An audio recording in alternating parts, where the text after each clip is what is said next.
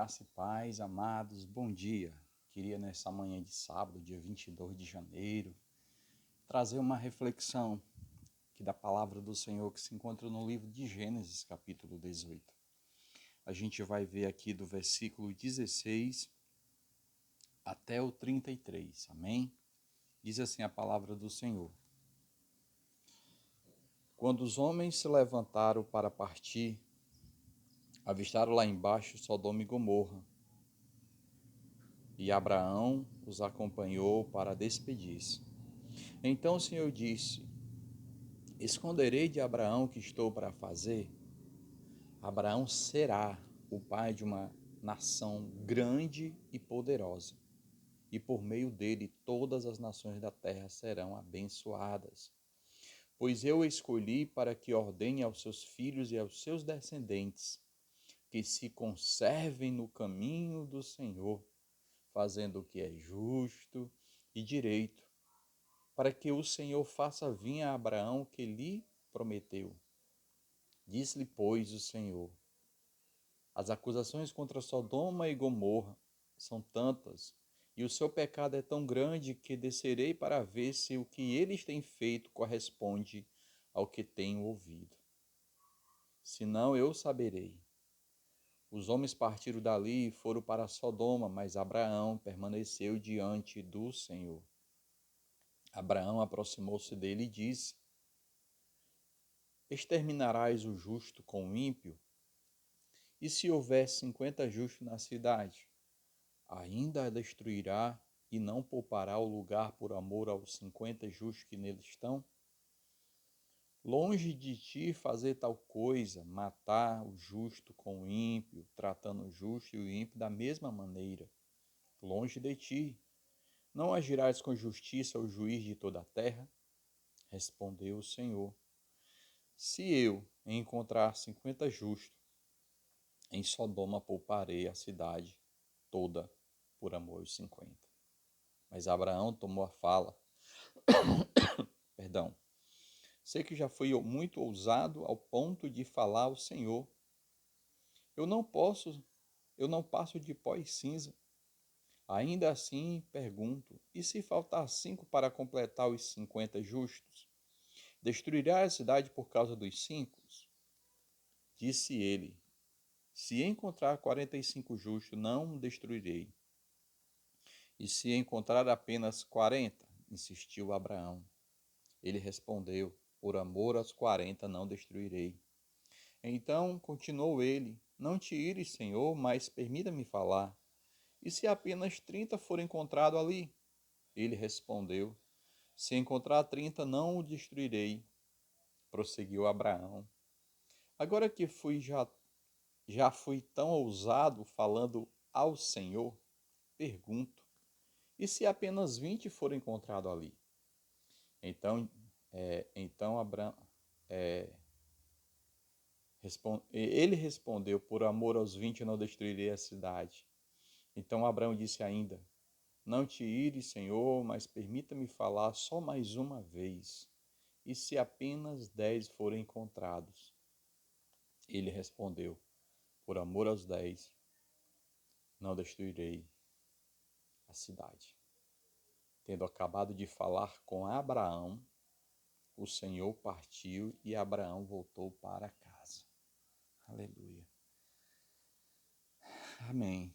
Amados, esse texto que acabamos de ler é um texto fantástico, onde nós temos aqui um diálogo entre Deus, o soberano Senhor, e uma pessoa da terra, Abraão. Abraão teve o privilégio de conversar com o Senhor.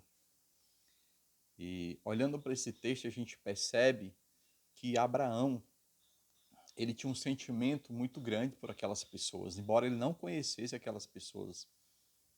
Mas mesmo assim ele clamou por aquelas vidas.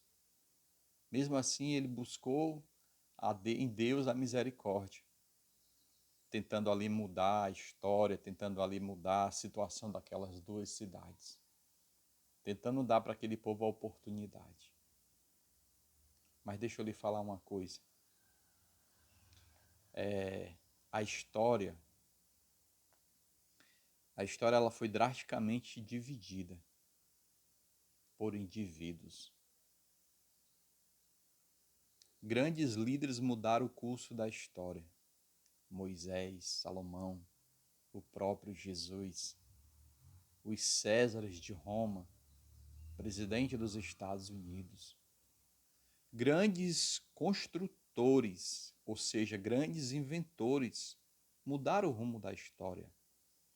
Foster, que criou o motor a vapor, facilitou muito a vida das pessoas, não? E Thomas Edison, que inventou a luz elétrica, onde as pessoas tinham que usar lamparinas, lampiões, algumas coisas parecidas. Alexandre Graham Bell, ele criou o telefone e facilitou a comunicação entre as pessoas em distanciamento. E os irmãos Wingate criaram o avião, que facilitou a locomoção das pessoas de longa distância. E por que não falar também de Bill Gates, que criou o sistema operacional Windows, que todo mundo conhece. E isso também mudaram drasticamente a história, a humanidade. Então foram homens ousados que mudaram a sua geração, que mudaram a época e marcaram a história. Todos esses homens marcaram a história. Mas deixa eu fazer uma pergunta para você hoje. O que você e eu fizemos pessoalmente para mudar a história?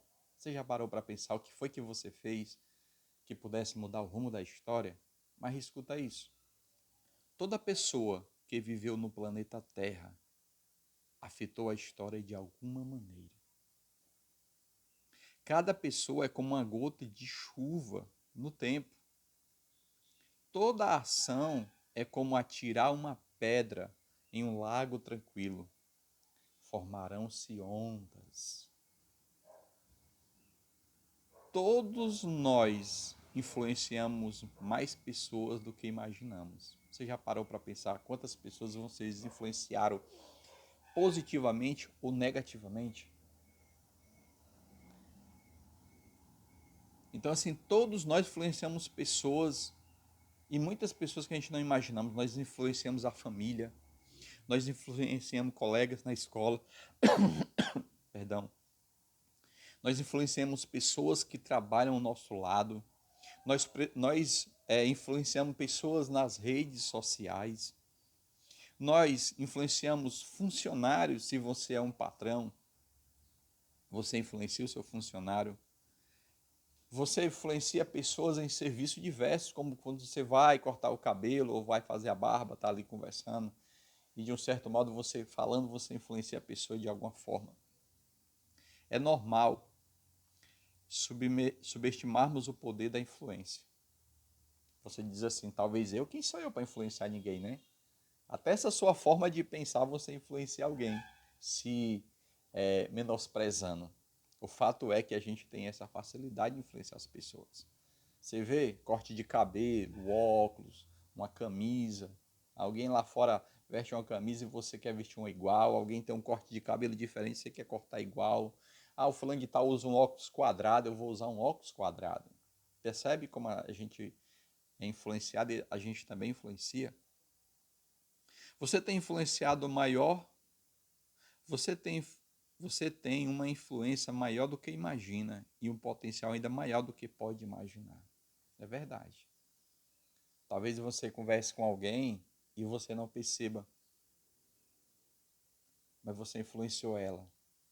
Talvez você passe por uma pessoa que você nunca mais vai ver ela, mas por aquele momento que você teve com ela ali, você conseguiu influenciar ela de alguma forma. E ela vai para a sua vida e em algum determinado momento da situação que aquela pessoa passar, ela vai lembrar de você. Olha, me encontrei com o Océlio, ele falou uma coisa para mim que eu não esqueci. Rapaz, isso me ajudou muito.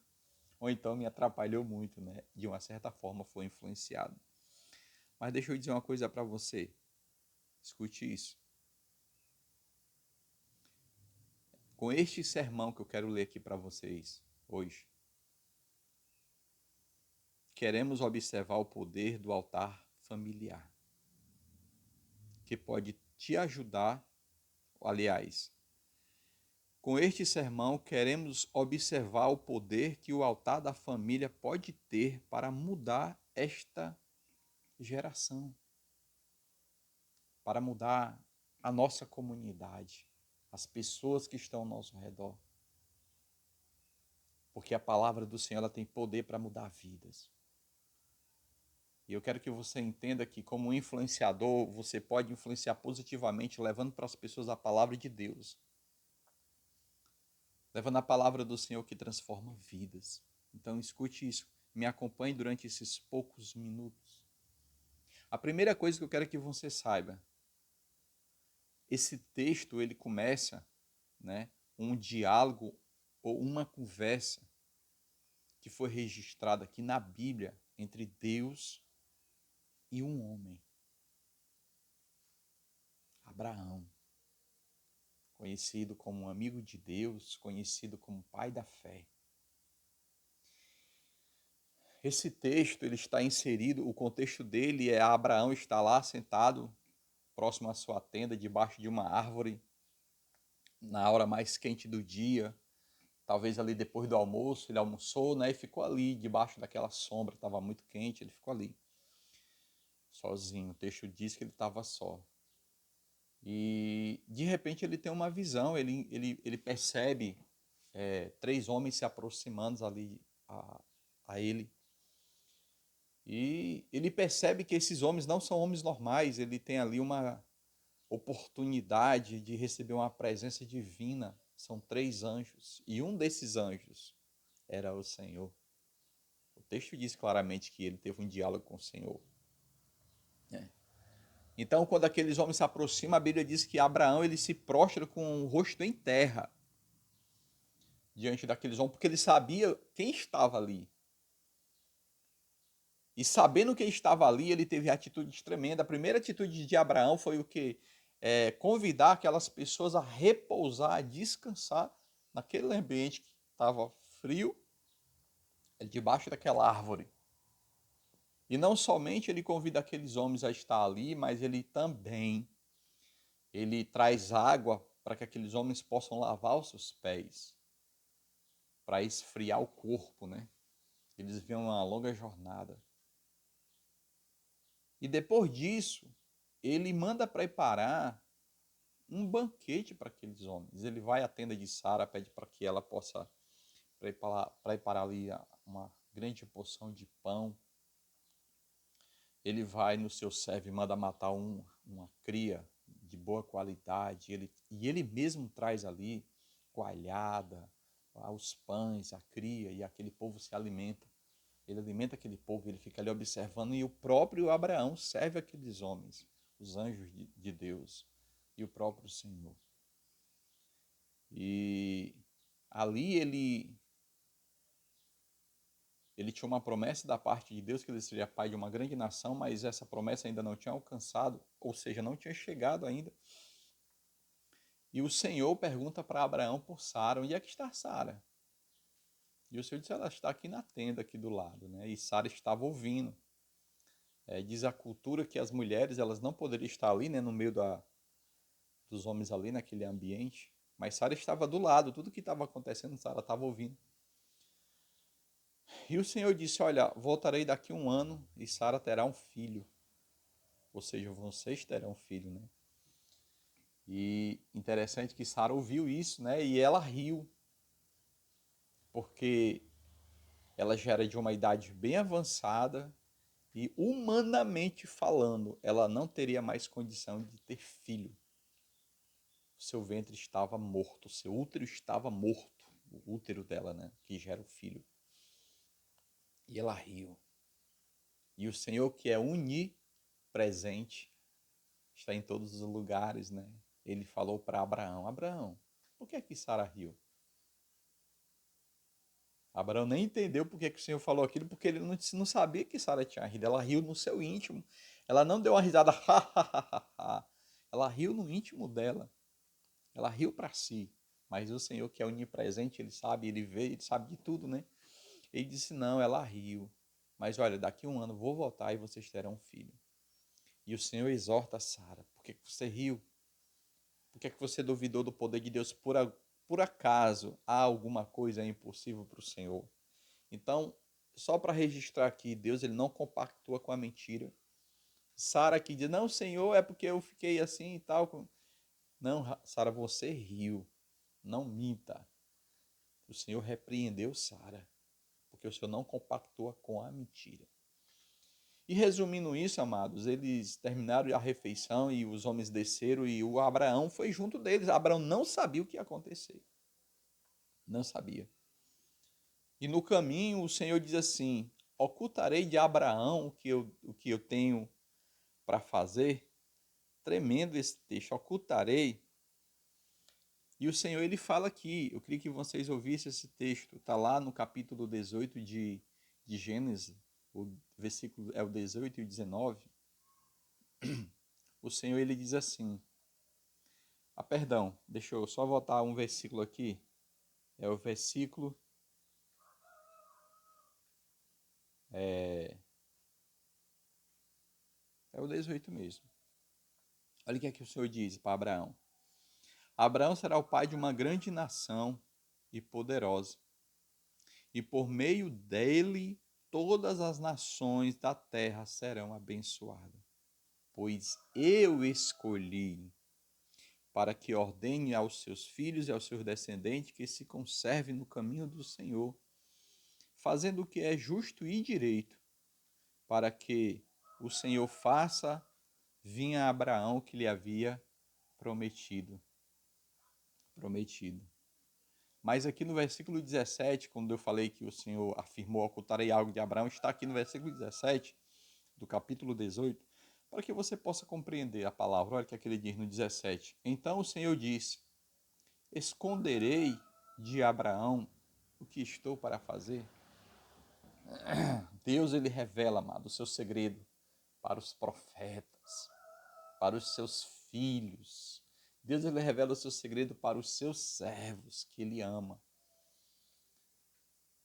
E Deus revelou ali para Abraão, olha Abraão, estou a ponto de destruir Sodoma e Gomorra, porque as notícias que eu tenho ouvido daquela cidade não são boas. São um povo de dura serviço, são pessoas más. E o Senhor, ele fala para Abraão, né? Ele fala ali para Abraão. E Abraão ali tem uma atitude de compaixão, e aquele diálogo entre Deus e Abraão se aprofunda. Mas escute isso aqui.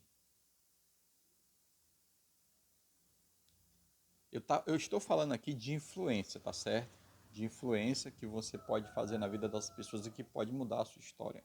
Então, isso foi o que Abraão estava fazendo, tentando mudar a história daquela cidade, tentando mudar a história daquelas pessoas.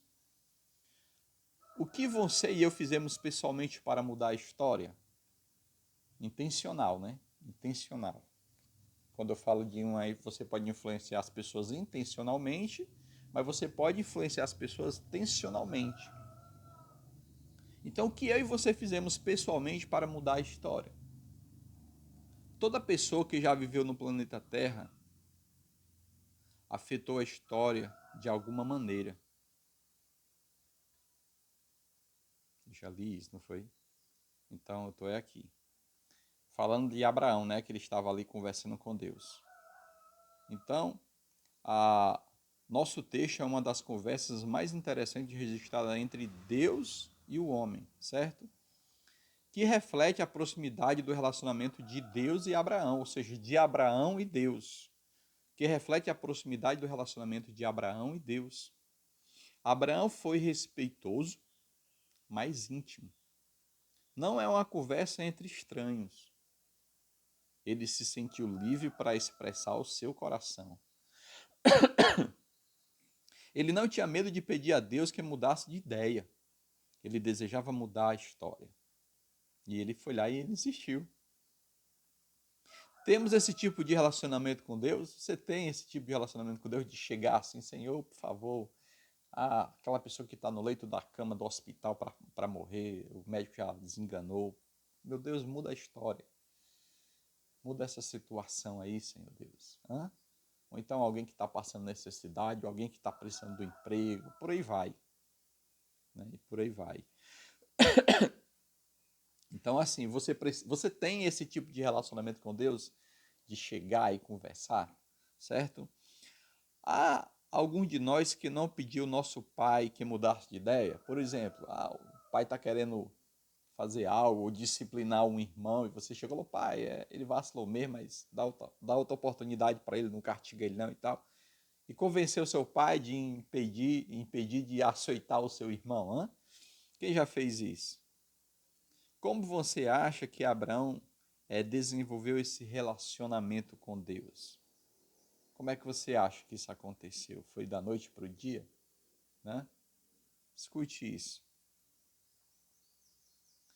Abraão não parou de negociar até perceber que havia salvado toda a cidade. Ou eu tinha salvado a cidade, né? E se apenas a família de Ló fosse fiel, a cidade seria salva. Por quê, né? Se você for lá no capítulo 19, no versículo 12 em diante, os anjos do Senhor vão chegar para lá e vão fazer a seguinte pergunta: por acaso, Ló, há alguém na tua família, um genro, filhos e filhas, que, que precisam sair da cidade? Vá lá e avisa, porque nós vamos destruir a cidade. Está lá no capítulo 19, do 12 ao 14. Então a ideia ali era que toda a família de Ló fosse salva, né? Eu tivesse homem, mulher e tal. E é interessante, amados, que no versículo 14, quando Ló ele chega para os camaradas que namoravam com suas filhas, que iam casar com suas filhas, Ló os advertiu a sair da cidade e eles não acreditaram em Ló, acharam que Ló estava brincando.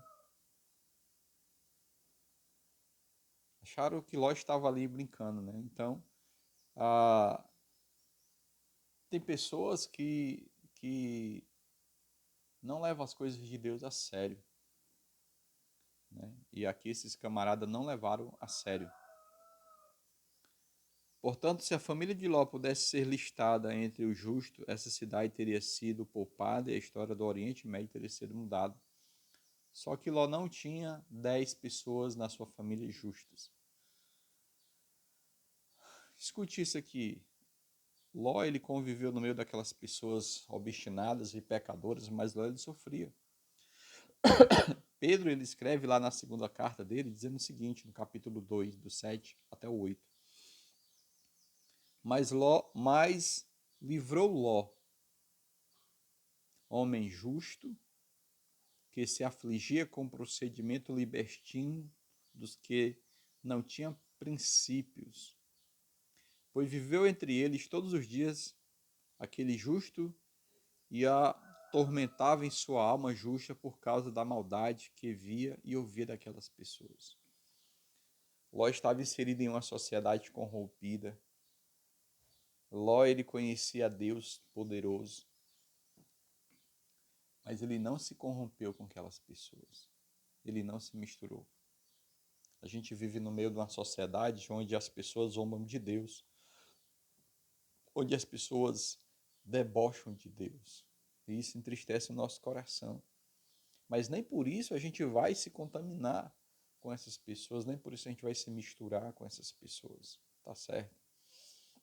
Ló era um homem justo de coração. Ele desaprovava fortemente as ações das pessoas ao seu redor. Ele não concordava. Porque nem a sua justiça e nem sua desaprovação direcionaram a vida de seus filhos. Gente, isso aqui é incrível.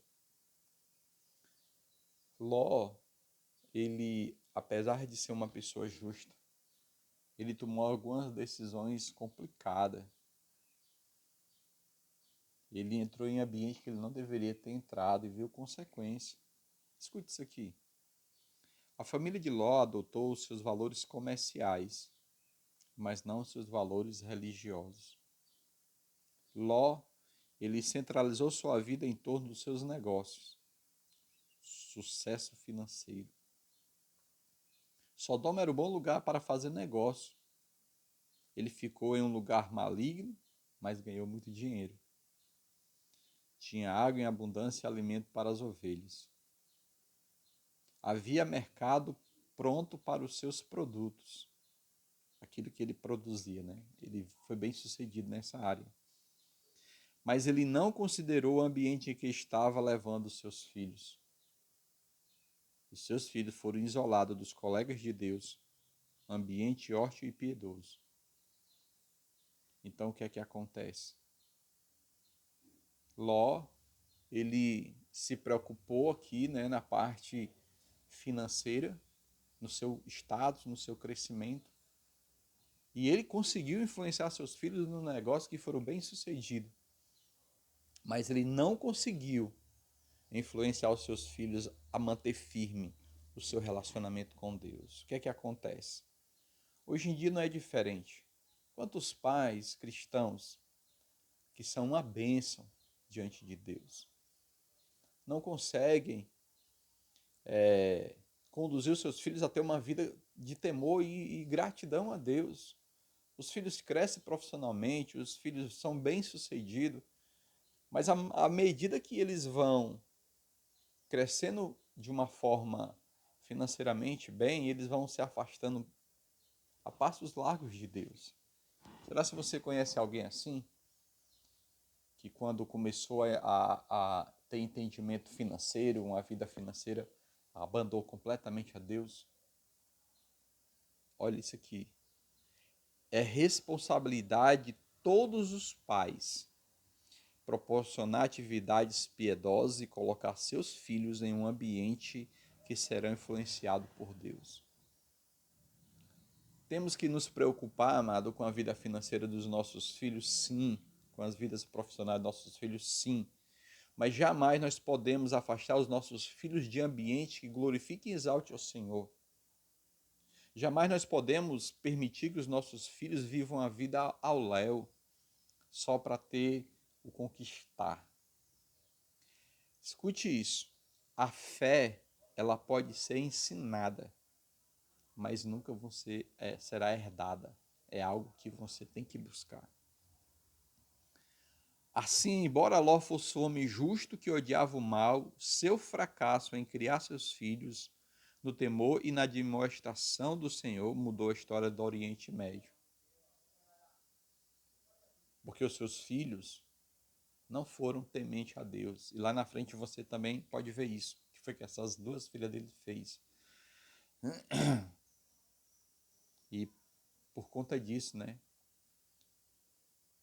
houve consequências.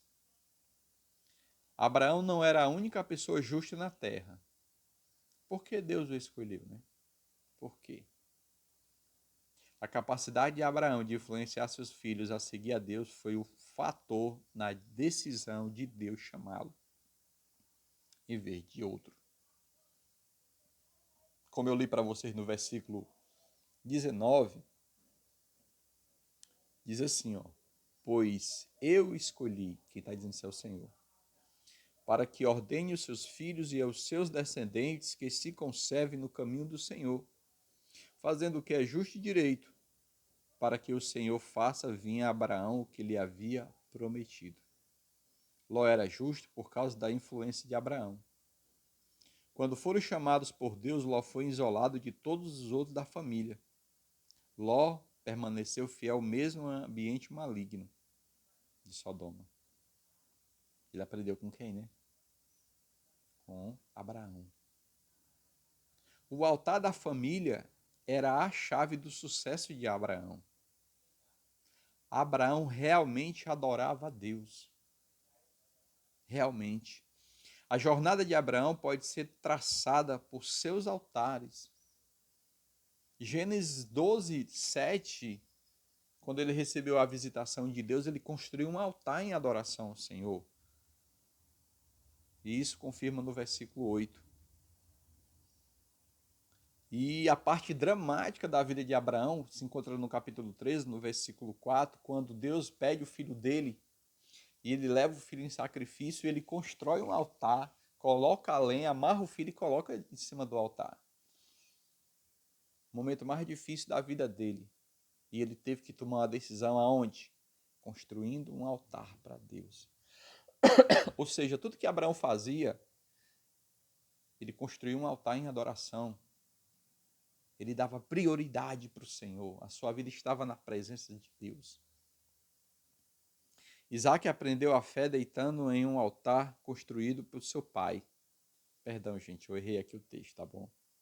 Desculpa. Então, um altar que Abraão fez, que lhe custou muita dor, foi no capítulo 22 de Gênesis, tá certo? Que foi quando ele levou o filho dele para sacrificar, ok? Estou ratificando aqui. E mais na frente, Isaac aprendeu com seu pai e também construiu altares para o Senhor em Gênesis 22. A influência de Abraão mudou a geração vindoura. Isaac ensinou a sua casa. Deus abençoou Isaac por causa de seu pai. E ele diz lá em Gênesis 26, 24. Naquela noite o Senhor lhe apareceu e disse isso para Isaac: Eu sou o Deus de seu pai Abraão. Não tema, porque eu estou com você. Eu o abençoarei e multiplicarei os seus descendentes por amor ao meu servo Abraão. Ele influenciou o filho e o filho permaneceu na mesma direção do pai. Que efeito nosso relacionamento com Deus está sobre os nossos filhos? Somos modelos e exemplos para nossos filhos? A gente só manda fazer, eles veem Deus na nossa vida, nas nossas atitudes, nós somos naturalmente servos do Senhor, somos mecânicos. Escuta isso aqui. A fé de Abraão não foi uma fé do primeiro homem a afetar o fluxo da história. A fé de Abraão não foi a fé do primeiro homem a afetar o fluxo da história. Teve outras pessoas também que fizeram isso. Por exemplo, Gênesis 5 e 6 fala da história de um homem chamado Enoque. Enoque andava com Deus. Enoque era uma pessoa tão próxima de Deus que não passou pela morte, Deus o tomou para si. O filho de Enoque foi uma figura significativa no Antigo Testamento. Quem era o filho de Enoque? Matusalém. Um homem mais velho de todos os que viviam na terra.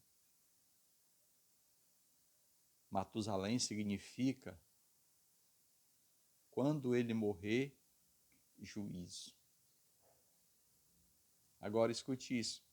No ano em que Matusalém morreu, o dilúvio correu. Assim, a vida prolongada de Matusalém atrasou a destruição da vida na terra, né? Ou seja, esse homem viveu tanto, né? Dando ali para as pessoas oportunidade. E as pessoas não aceitaram.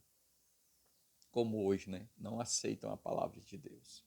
O Senhor está dando oportunidade para você hoje. E quando Matusalém foi ver a justiça de Deus, o juízo.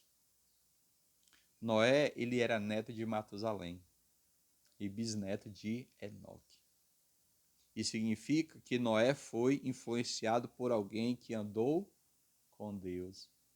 Noé era temente a Deus. A fé de Enoque foi passada a Noé através de Matusalém. Assim, a fé de Enoque foi fundamental para preservar a vida no planeta Terra. Maria é descendente de Sem, um dos filhos de Noé. Maria foi mãe do nosso Salvador Jesus Cristo. Assim, a redenção de toda a humanidade pode ser atribuída à fé de um homem chamado Enoque. Enoque influenciou a sua geração. Terceira coisa, amado, que eu quero que você aprenda hoje. O altar da família é tão importante hoje quanto foi durante o tempo dos heróis da fé no Antigo Testamento. Homens como Enoque, Noé, Abel, Isaac, Jacó, Abraão. Os homens de Deus sempre lideraram suas famílias na adoração. Sempre lideraram sua família na adoração. Havia adoração organizada na época de Abraão? Havia sim. Mas mesmo assim ele construía altar ao Senhor. Gênesis 14, 18 diz assim: Ora, Melquisedeque, rei de Salém, trouxe pão e vinho, pois era sacerdote no templo do Altíssimo, do sacerdote do Altíssimo. Existia adoração, existia organização, mas Abraão tinha o seu momento individual com Deus. Não recebemos os detalhes, mas este é o registro da religião organizada, a adoração. Tinha sacerdote, tinha as pessoas que organizavam as assembleias para os momentos de adoração. Mas Abraão ele tinha um seu individual com Deus. Abraão ele respeitava a organização a ponto até de ser dizimista. Mas ele não permitiu que a organização religiosa substituísse a sua adoração pessoal.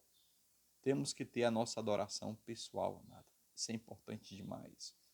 Você pode estar numa programação da igreja com várias pessoas fazendo várias coisas na igreja e pode não estar adorando a Deus, porque você pode estar só em um movimento. A adoração é algo que queima dentro de nós, é algo pessoal.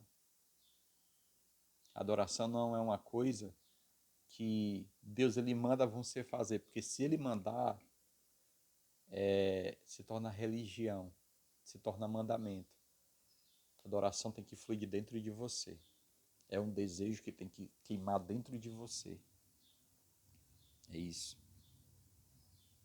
Adoração é isso. Isso precisa queimar dentro de nós. Então, aprendendo com Abraão. Abraão, ele mudou a história. Porque ele caminhava com Deus, ele ouvia Deus. Ele influenciou seus filhos, influenciou seu sobrinho. Precisamos também mudar a nossa história. A nossa geração precisa de modelos de pais e mães que temem ao Senhor e têm uma adoração genuína. Precisamos construir um altar de adoração dentro de nós. Temos que fazer isso com sinceridade e desejo próprio. E os nossos filhos têm que ver essa coisa natural dentro de nós. Jeremias, no capítulo 20, em um momento que ele exorta o povo lá, ele disse que estava cansado de falar aquilo porque ele só falava de guerra e só falava de morte, porque o povo estava em pecado e ele exortava. Era porque Deus mandava ele exortar, né? Estava dentro dele aquilo. E ele chega a dizer, acho que no capítulo 20, versículo 4, que ele disse, eu não vou mais falar nada para ninguém, eu vou ficar calado. E sentiu como se fosse uma panela de pressão. Tempo de explodir. Ele disse, não posso. Eu tenho que expressar o que Deus está mandando eu falar. Eu tenho que expressar essa minha adoração, Senhor. Essa minha busca em Deus. Então faça isso, meu amado, em nome de Jesus. Permita que o Espírito Santo flua dentro de você e transborde, ao ponto de você influenciar a sua família. Tenha aí um dia abençoado. Em nome de Jesus, amém.